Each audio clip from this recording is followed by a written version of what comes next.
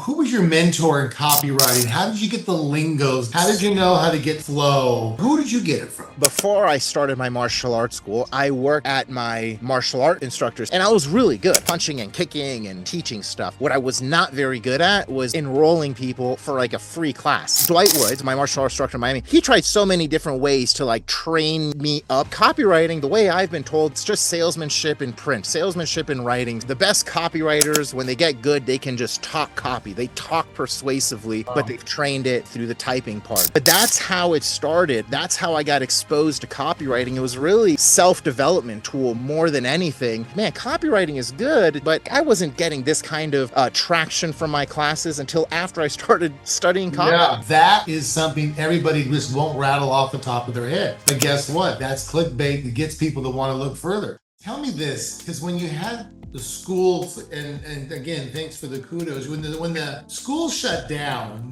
and you closed it and you all moved on, how did you, who was your mentor in copywriting? How did you get the lingos down, the headlines? How did you know how to get flow? Like, where did this come? Now, we all know Dan Kennedy, but was that your guy, or who did you get it from? So yeah, that's funny. So before I started my martial arts school, I worked at my martial art instructor school in Miami, Florida at the time. And I studied martial art from 12 years old. And then when I was in my 20 or 21, I started teaching at his school. And I was really good at like the punching and kicking and teaching stuff. What I was not very good at was like enrolling people for like a free class. Like if for whatever reason, people would walk in and I would just freeze. I would be drenched in sweat. I couldn't do it. It's like it just worked out, and it was like a 90-pound girl asking if we had like martial art classes or kickboxing. Terrified.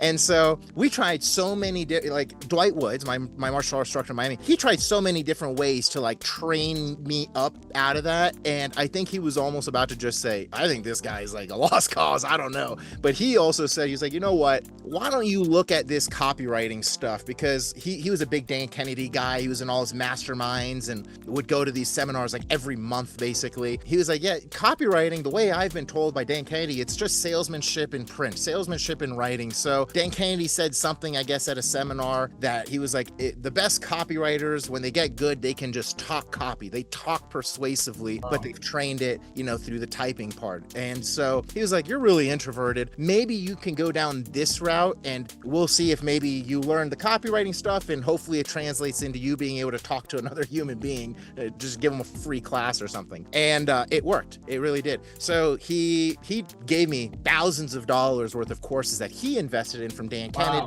Gary Halbert, all like the greats. He paid $5,000 for a course from this guy, Gary Bensavenga, years ago. Just gave all of that to me. So I've got like $100,000 worth of that. Dude, $100,000 worth of real good content. Like, this is before YouTube was uploading a bunch of stuff, sure. Right? This is stuff you can't access unless you pay a lot of dollars. And he was feeding it all to me. And I was writing emails and stuff for the school as I was learning it. I loved it. When I first got into this copywriting stuff, I just thought it was amazing. People could write stuff, send it off, and money would come in the mail, like the old school guys. That's incredible. How do you do this? Because I was working at a warehouse at the time, also working at his school. So I'm like, this is amazing. How do these guys do it? And the copywriters had this like mystique about them, this aura. I was like, you talked about them like back in the day, they were almost godlike. I don't want to say they're God, of course not, but it's like they were just very valuable. It's like that was one of the biggest expenses for marketing. And so I fell in love with it. I loved marketing, I loved copywriting, and I was writing all of these emails and sales letters and websites for Dwight's school, and he was critiquing it. He was essentially, without being a copywriter,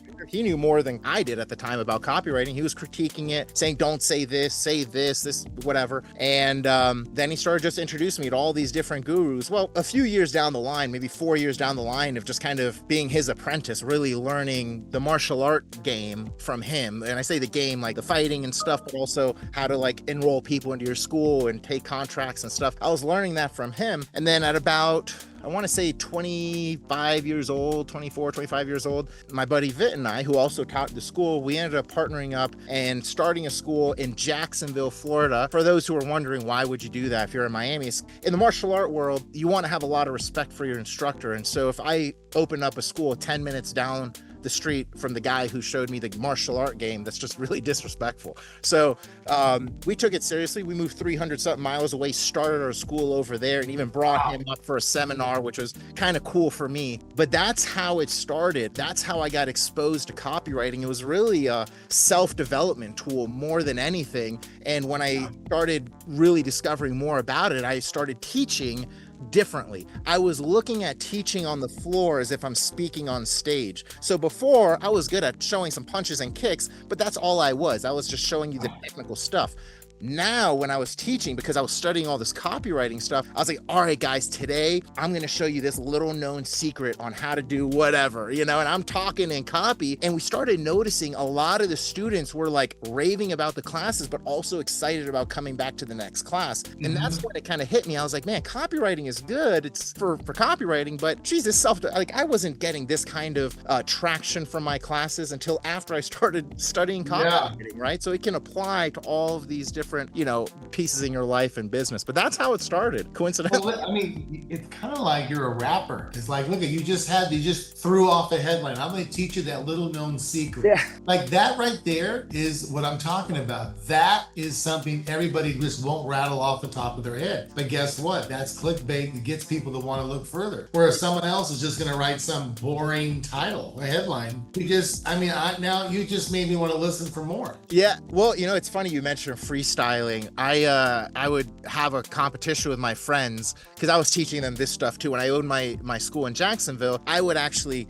practice talking copy, kind of freestyling. So we would go to Costco or whatever to get some waters, and then my friends and I would point at an object and I would have to sell it. And so we had this 5-step. It's actually how I write most of my Facebook ads still. Like we start with a yes question, have a story to relate, the big aha moment. We suggest the solution, and then we give them a call to action. So my friend might point out a bottle of water or something. I'd say, hey, you thirsty? Well, you know what? Whenever I was in Arizona, I was just dying going up the hill and I needed some water, but I couldn't get it. But then something crazy happened. My buddy introduced me to this whatever water that's got all these minerals in it, and it helps me with X, Y, and Z. Now it helped me going up Camelback Mountain. I don't know if it'll help you. Maybe it will, but there's only one way to find out. Just click that link below. Try a free cup of our water, and we'll see if it's a good fit. I love it. Freestyle doesn't have to be perfect, but what it did is it got us just snapping a lot faster. And so now when I was talking in front of my martial art class, I was talking copy, I was teaching. So I was always like, let's refine this so when I speak, it can still engage people,